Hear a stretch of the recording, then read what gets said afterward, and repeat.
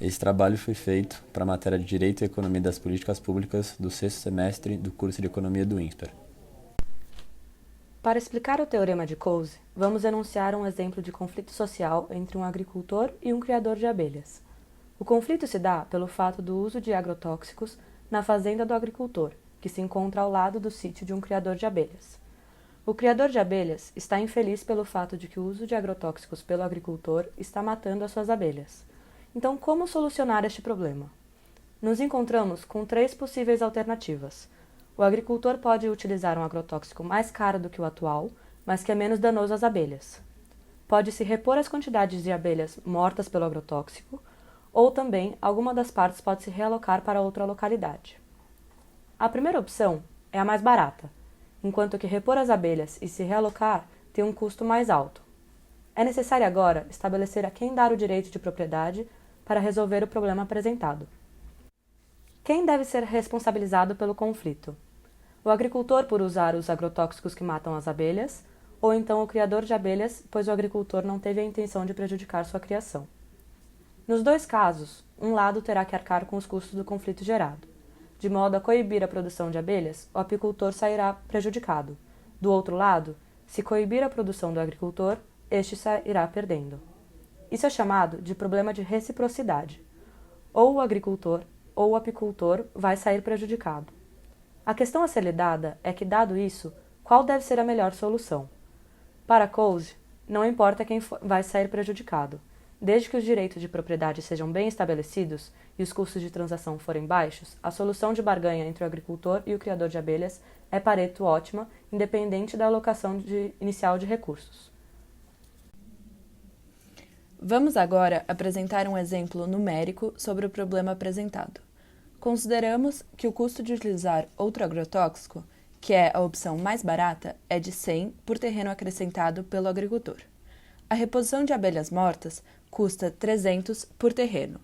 E, por último, o custo de realocação é de 10.000.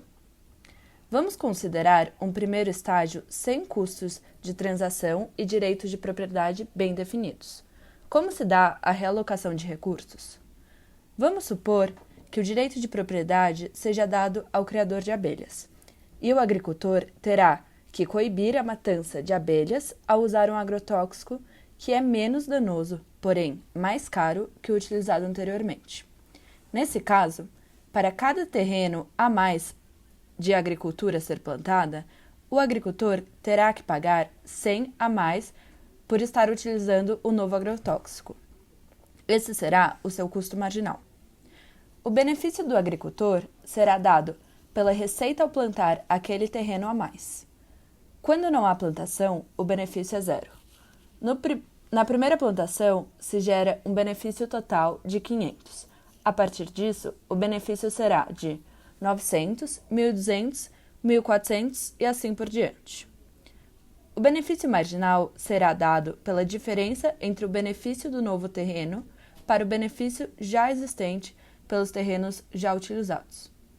Como o agricultor terá que arcar com os custos de utilizar o novo agrotóxico, ele irá plantar mais terrenos desde que o benefício marginal seja maior que o custo marginal. Nesse caso, compensa para o agricultor se utilizar até o 5º terreno. A partir daí, o custo marginal se torna maior que o benefício de ter o terreno a mais, e o agricultor não irá se utilizar de mais nenhum terreno. Vamos supor agora um cenário diferente, em que o direito de propriedade tenha sido dado ao agricultor. A solução ótima mudará. Nesse caso, o criador de abelhas não poderá fazer nada para coibir a matança de abelhas e irá propor de pagar para o agricultor para que ele utilize o agrotóxico menos danoso para suas abelhas. O criador de abelhas irá se oferecer a pagar 100 para que o agricultor utilize o novo agrotóxico. Como o benefício do agricultor é de 500 para adquirir o primeiro terreno, ele irá plantá-lo. A negociação não deu certo. Novamente, o agricultor irá plantar mais terrenos até que o seu benefício marginal seja maior que o seu custo marginal. Isso acontecerá até o 5º terreno. O benefício marginal do agricultor em plantar o sexto terreno será de 20, enquanto o criador de abelhas pagará 100 para que ele adquirir o novo agrotóxico. O agricultor aceita a proposta e para de adquirir novos terrenos. Observamos que a solução ótima é a mesma, portanto, para os dois casos observados. O agricultor para de produzir no quinto terreno. Isso é o que o Coase observou em seu teorema. Com custos de transação baixos e direitos de propriedades bem definidos, a solução ótima é a mesma, independente de quem tenha o direito de propriedade. Podemos agora considerar cenários mais realistas, em que os custos de transação são significantes. Sabemos que custos como advogados, desavenças entre os envolvidos e outros fatores podem levar a custos adicionais não previstos pelo modelo proposto por Coase, que impactam sua solução ótima. Podemos supor, por exemplo, que os custos com advogados seja de 250. Nesse caso, além de considerar a perda das abelhas com agrotóxicos, os agentes têm também que considerar os custos que terão que desembolsar para contratar os advogados. Caso os custos de contratar um advogado, somado aos custos de se utilizar um novo agrotóxico, excedam o custo da segunda alternativa, o apicultor preferirá repor as abelhas mortas. Como os custos nesse cenário são mais altos do que o uso de novos agrotóxicos, os agentes nunca vão considerar o cenário sem custo de transação. Podemos observar, portanto, que quando os custos de transação são altos, o ponto socialmente ótimo nesse cenário gera um excedente total para a sociedade menor do que quando não há custo de transação. No primeiro caso, previsto por Coase, e sem custo de transação, o excedente total até a ocupação do quinto terreno pelo agricultor é de 1.000. Enquanto isso, o excedente total para o cenário com custo de transação, com a ocupação por parte do agricultor até o terceiro terreno, é de apenas 300.